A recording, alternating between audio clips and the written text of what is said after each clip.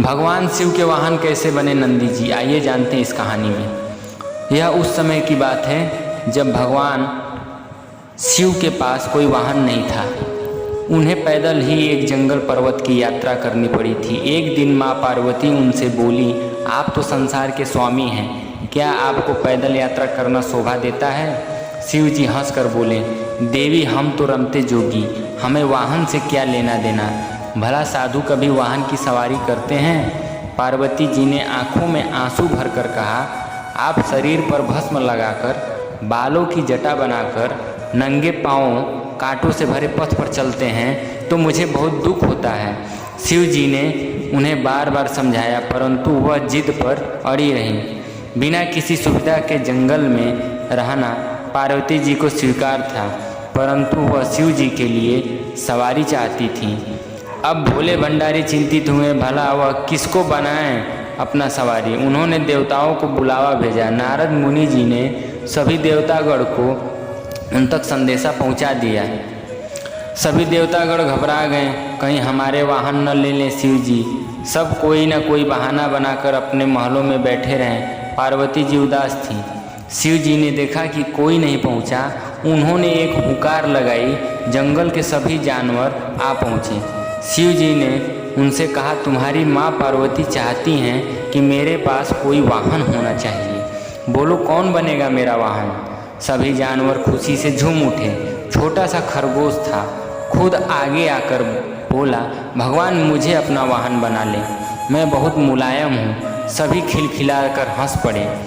शेर गरज गरज कर बोला, मूर्ख खरगोश, मेरे होते हुए तेरी हिम्मत कैसे हुई सामने आकर बोलने की? बेचारा खरगोश चुपचाप कोने में बैठकर गाजर खाने लगा। शेर हाथ जोड़कर बोला, प्रभु मैं जंगल का राजा हूँ, शक्ति में मेरा कोई सामना नहीं कर सकता, मुझे अपनी सवारी बना लें। उसकी बात समाप्त होने से पहले ही हाथी बीच में बोल पड़ा, मेरे अलावा कोई इस काम के लिए ठीक नहीं है। मैं गर्मी के मौसम में अपनी सूंड में पानी भरकर महादेव को नहलाऊंगा। जंगली सुअर कौन सा काम था तुम्हारा?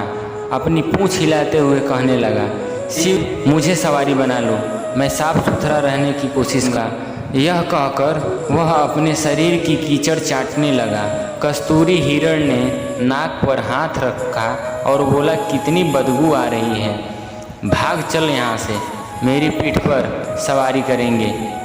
इस तरह सभी जानवर अपना अपना दावा जताने लगे। शिव जी ने सबको शांत कराया और बोले, कुछ ही दिनों बाद मैं सब जानवरों को एक चीज़ मांगूंगा, सब जानवरों से एक चीज़ मांगूंगा, जो मुझे वह ला कर देगा वही मेरा वाहन होगा।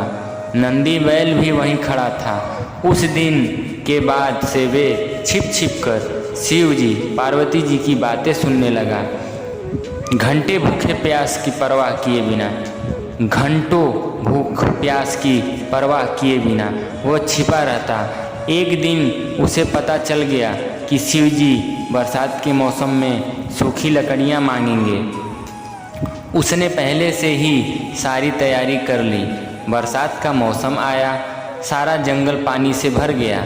ऐसे में शिव जी ने सूखी लकड़ियों की मांग की तो सभी जानवर एक दूसरे का मुंह ताकने लगे।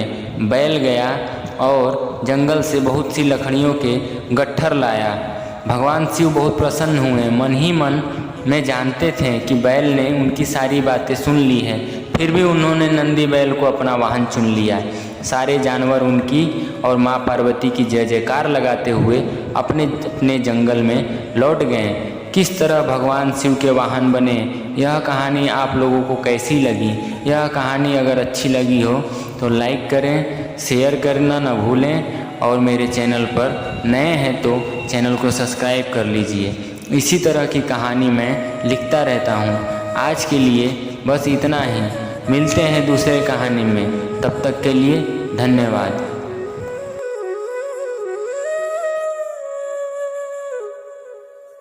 Mm-hmm.